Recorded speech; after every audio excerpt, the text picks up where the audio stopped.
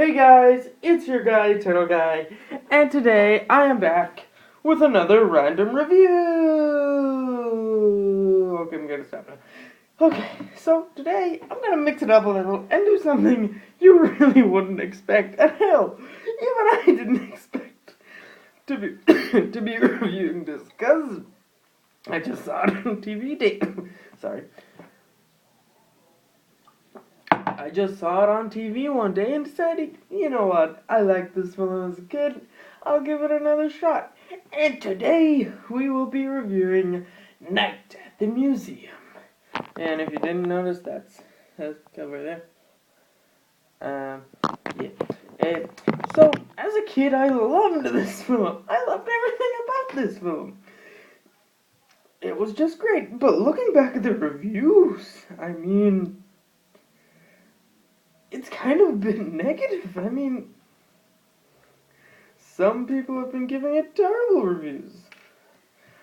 But I don't know. I like this film. But when I rewatched it, I can kind of see how it was getting the bad reviews.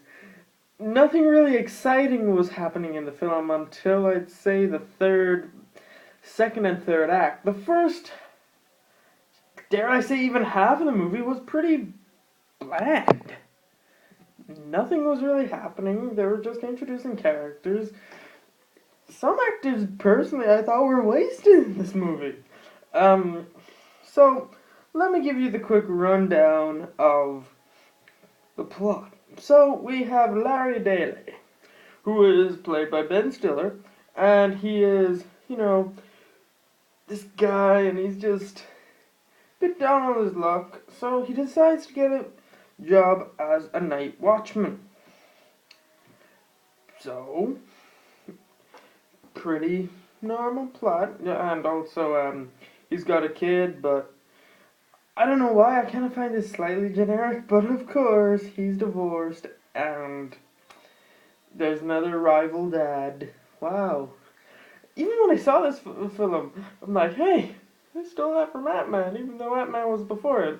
And believe it or not, who was the other dad? Paul Rudd. Oh yes, and if you didn't know, Paul Rudd is Ant-Man.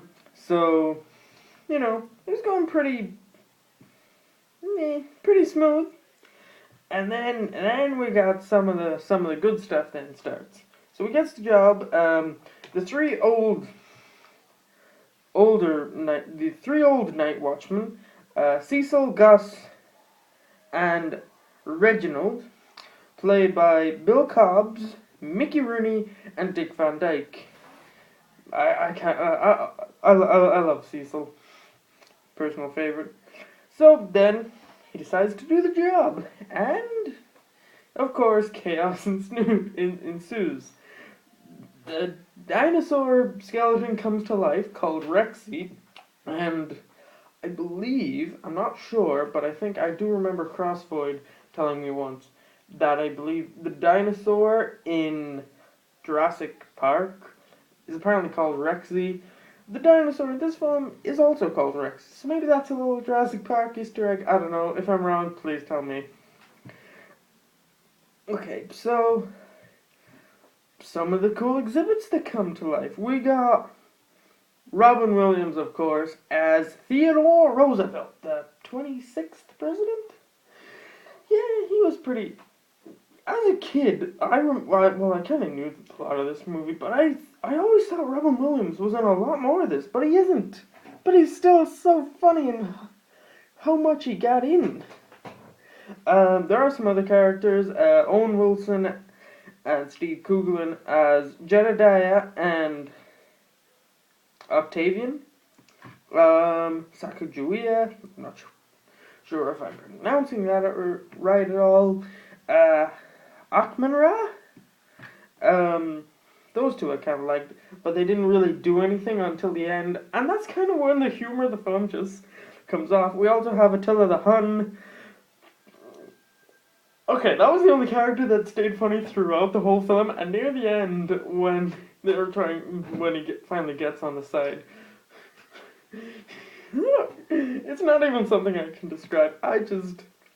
the last 40 minutes of this film is just super enjoyable. And I want to say the rest gets more enjoyable. It's kind of mixed. So, is that the end of the review, or are we going to have the world's shortest random review? No. So, the plot of the film, everything comes to life. Oop, apparently my camera's coming to life. Everything comes to life. The animation, for the time this came out, pretty good. I always thought this film came out in 2008. It actually came out 2006.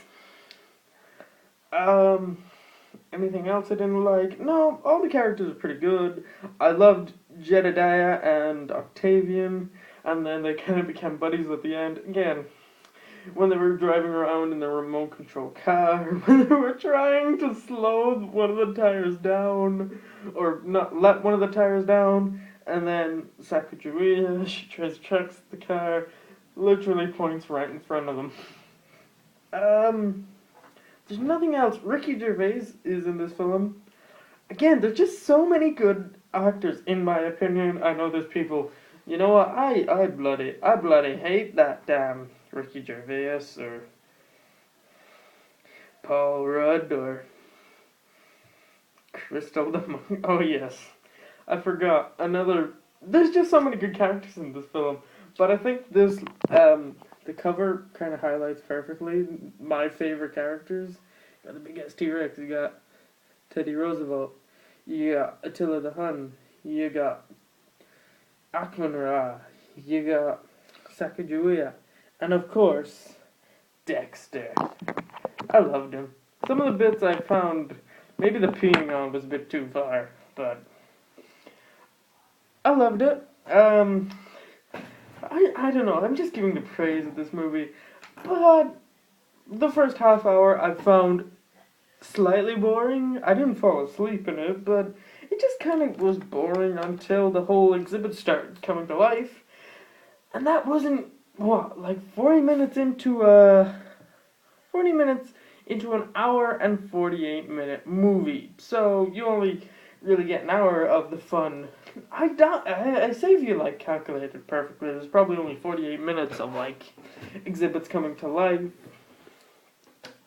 I loved all the characters in this, mostly.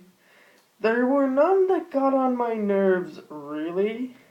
Maybe the kid, he was okay-ish. I've seen worse kid actors, he was pretty good. I don't know. I will definitely be rewatching and reviewing the sequels, but the original Night at the Museum, what did I think of it? I thought it was pretty good, personally. It was entertaining, an interesting premise done well. Should they do a reboot of it?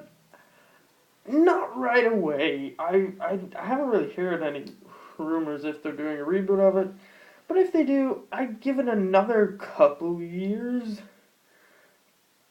But, I don't know, I can't really think of anything else I did. Oh. Again, the more I think of it, the more characters I just love in this movie. And then, I will talk about this more, I think, in other reviews I do. But in the sequels, they kind of don't use some of the characters. I remember in Night in the Museum 2, I was really annoyed that they didn't use Theodore Roosevelt or Robin Williams' character at all. I've yet to see the third one. Some people were calling it good, some people had mixed things on it. But again, this, pretty funny, but the first half hour, pretty tough to get through.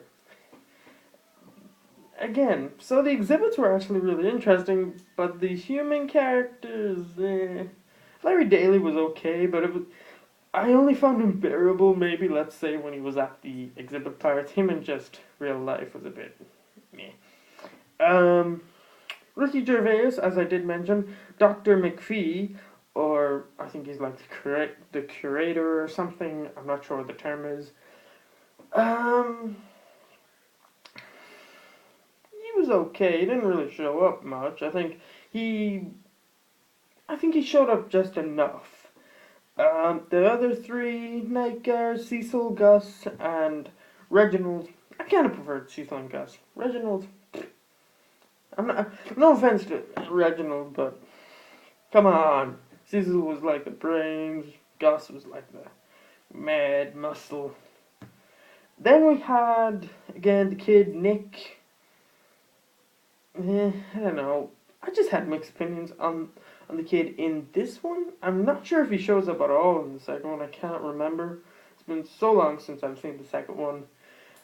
Review coming soonish. I don't know. Rebecca, who was the big Sacagawea expert. Okay, but I'm pretty sure she doesn't show up in any more of the movies, so bit of a pointless character. Again, the more I look at this cast, the bigger and bigger this cast gets. I think some of these were cameos.